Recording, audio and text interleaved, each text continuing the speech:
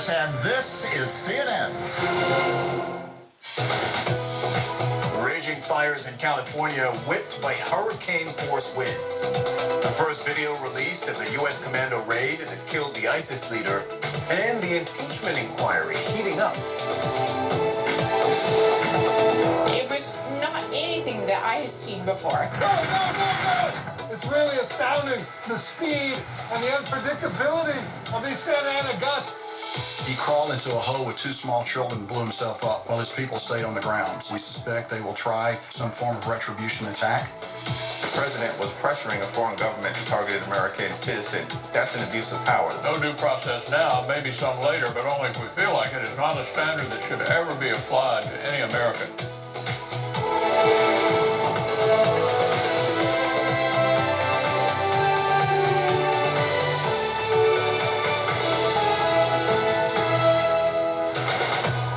This is Your World Today with Isa Suarez and Cyril Vanier.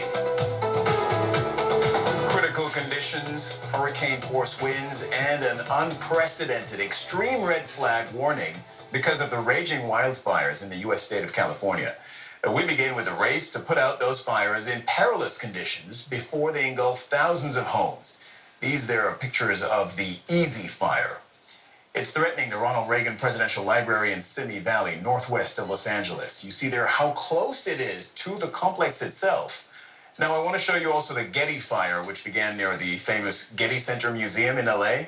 Officials say it started when a tree branch fell on power lines. This map shows the evacuation zone, and you can see the warning area stretches all the way to the coast. The yellow there is the evacuation warning. Let's go right to Chief Climate Correspondent Bill Weir, live in Simi Valley. Bill, I want to address the case of the Ronald Reagan Presidential Library in just a second. But first, if we can zoom out for a second, I've seen you cover California fires for us. I've seen you cover hurricanes for us. I think it's the first time that you seem to be doing both at the same time. Welcome to the 21st century.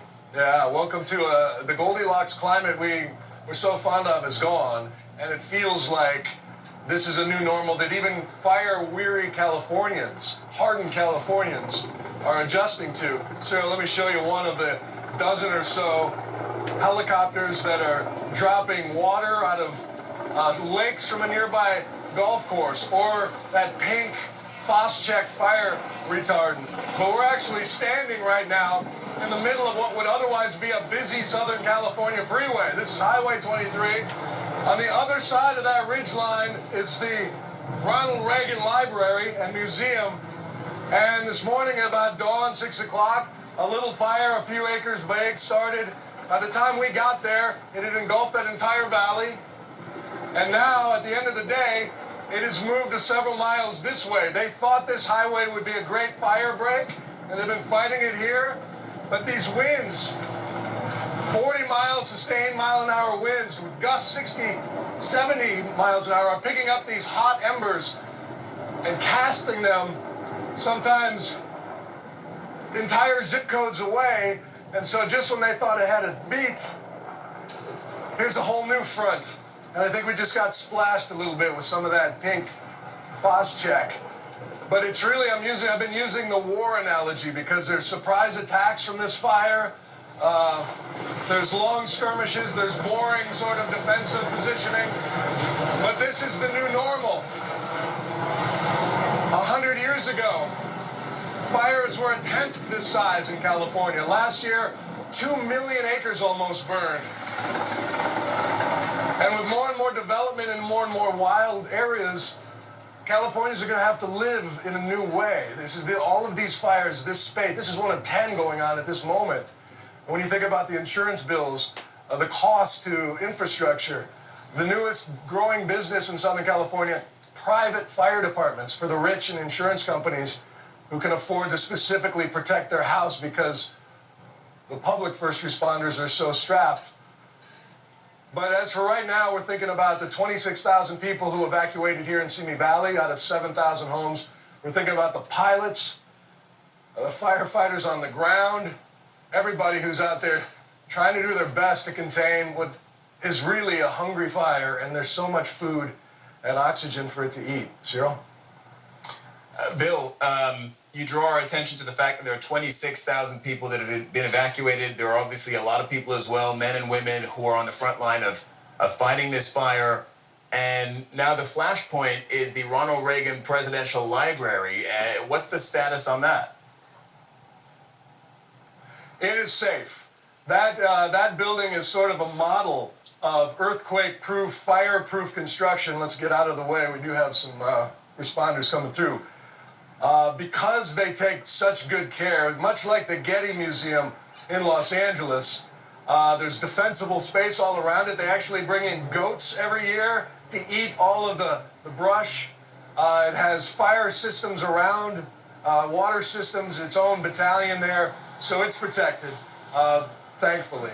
But there's so many countless other homes that don't have the luxury of that sort of blessed protection. Here comes one of the DC-10s now. And imagine flying these things in these bouncing winds, trying to land liquid in a precise spot to save somebody's home. It's really amazing.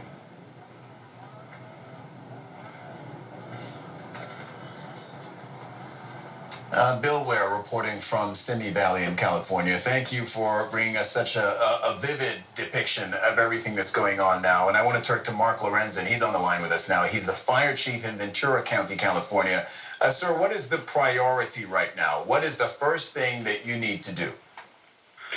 For us, it's protecting structures and lives and making sure we stay out ahead of the fire and properly evacuate the communities. And once the wind stops blowing, we can start considering containing the fire, but right now, that's our priority, life and property. And tell us about the winds and how much harder it's making your work. Wow, yeah, it's this morning when the fire started, winds were sustained at 40 miles an hour, and it just makes it incredibly hard because, as was previously said, the fire spots out ahead of itself a quarter mile, a half mile, and suddenly you have a whole new fire. So the wind causes some significant problems. It creates an ember environment. That's typically how we lose homes in the interface, not so much from direct flame impingement. So it just creates multiple challenges, and it also creates challenges with aircraft. Okay, I want to go over that again because we've been saying for 2 hours, winds. You know, it makes it exponentially more dangerous. I want to make sure the audience understands why. You said when there is a fire that starts somewhere, within moments, that same fire can have traveled a quarter mile.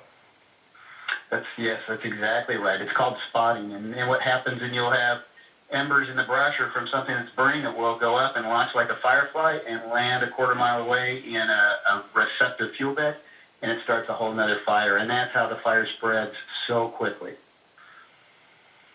It's akin to flames jumping. That's how I imagine it. Oh, absolutely. And it creates such a huge problem. And beyond that, them landing in just in brush or grass, they'll also find their way into attic vents and create attic fires. So it's really. So how do you contain fires like that on a day like today?